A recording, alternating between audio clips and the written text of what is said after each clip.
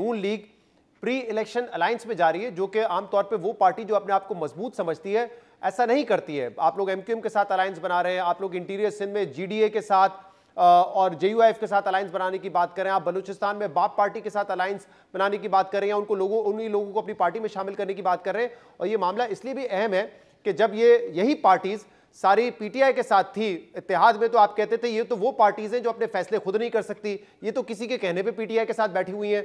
तो उन्हीं पार्टीज को अब आप प्री इलेक्शन अलायंस में जा रहे हैं उनके साथ, इसकी क्या वजह है? जब इस तरह के इकदाम लेंगे तो फिर बिलावल साहब सवाल तो उठाएंगे ना। हमारा सियासी एक्सपीरियंस है पीएमएलएन का कि पाकिस्तान में जो छोटी पार्टियां हैं, जो इलाकाई पार्टियां हैं, जो एहसास में रूमी का शिकार हैं, उनको कौमी धारे में साथ लेके चलना चाहिए। 2013 में भी हमारे पास 2/3 अक्सरियत, सादा अक्सरियत तो वाजे थी हमारे पास, उसके बावजूद बलूचिस्तान में अक्सरियत नून लीग के पास थी, हुकूमत कौम परस्तों की थी।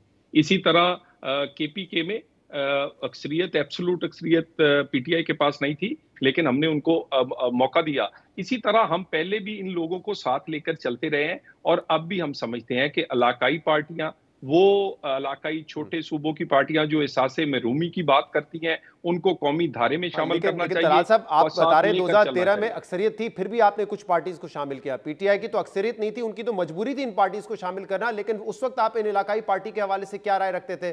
बाप को कहते थे कि हमें पता है उनका बाप कौन है, एमक्यूएम को आप एस्टैब्लिशमेंट की जमात कहते थे उस वक्त, तो उस वक्त तो ये राय थी आपकी। देखिए, हम आप इन पार्टियों पर तो बात कर रहे हैं, हम इसके अलावा भी लोगों के साथ अलायंस बनाएंगे, इनके अलावा भी लेकर चलेंगे।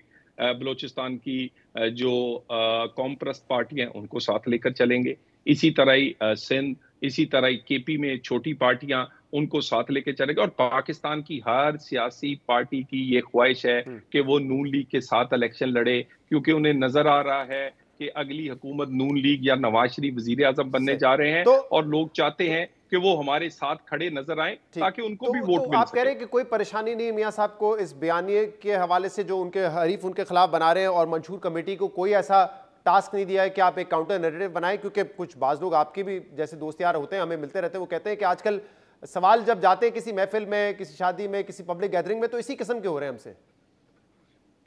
देखिए, जाली बयानिया ज्यादा देर नहीं चलते ना जी। या चोर और डाकू का बयानिया बनाने की कोशिश की गई, अल्हम्दुलिल्लाह हम सुरखरू होके निकले। या जाली बयानिए, झूठे बयानिए, हाँ थोड़ी देर के लिए फेस सेविंग लोगों को दे सकते हैं, तजिया नगारों को उनका प्रोग्राम चला सकते हैं। हकीकत है, नवाज शरीफ क्लियर है, पाकिस्तान में आइन पर चल के पाकिस्तान आगे बढ़ सकता है। पाकिस्तान में वोट से बनने वाली हुकूमतें ही असल नुमाइंदा हो सकती हैं, और हुकूमत के पास सिर्फ हुकूमत नहीं, इख्तियार भी होना चाहिए। मियां नवाज शरीफ बिल्कुल क्लियर हैं, लेकिन मैं आपको एक बात बता दूं, जो मर्जी कहें, हम लोगों का चूल्हा चलाकर रहेंगे, पाकिस्तान की इकॉनमी चला के रहेंगे, हम लोगों को रोटी देकर रहेंगे, एहतसाब साथ साथ चलेगा। आपने बड़ी अहम बात की कि हुकूमतें जो बनती है वो बाइख्तियार भी होनी चाहिए, इख्तियार भी उनके पास होना चाहिए। अब जो 16 महीने की हुकूमत थी उसमें आप मखरूत हुकूमत तो थी, लेकिन साथ में मुस्तफ़ा नवाज खोकर जैसे लोग ये भी कहते रहे कि वो हाइब्रिड 2.0 रिजीम था। तो अब ये हाइब्रिड 2.0 रिजीम ही कंटिन्यू होगा, या आपको लगता है कि जो भी हुकूमत होगी वो एक बाइख्तियार ताकतवर हुकूमत होगी, अपने फैसले खुद कर रही होगी? देखिए, 16 महीने में भी जो फैसले किए हम उसको ओन करते हैं, लेकिन 16 महीने में हमारी प्रॉब्लम ये थी कि दर्जा चहारम का कोई मुलाजम या छोटी सी पॉलिसी बनाने के लिए 14 पार्टियों को ऑन बोर्ड लेना पड़ता था।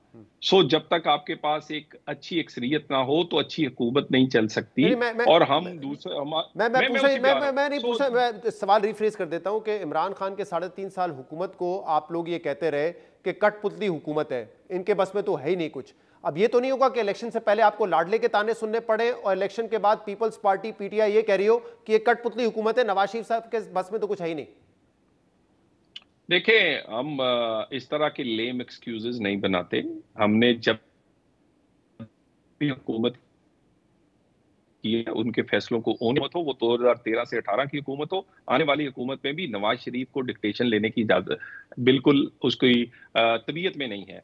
और दूसरी बात, हम पाकिस्तान के लोगों की जो राय है उस पर चलेंगे। जो अदारे हैं वो आईनी दायरे कार में रहें, यही पाकिस्तान के लिए अच्छा है। लेकिन अदारों को स्पेस देंगे, साथ लेके चलेंगे, और अदारों को अपनी जाती सियासत के लिए, अपनी पार्टी की सियासत के लिए, अपनी लूट मार के लिए जैसे इमरान खान इस्तेमाल करते रहे हैं, यानी जब दिल किया ये जो आपने मॉडल बताया, यही बेहतरीन मॉडल है। अगर ऐसा हो तो यकीनन ये बहुत अच्छी बात हो।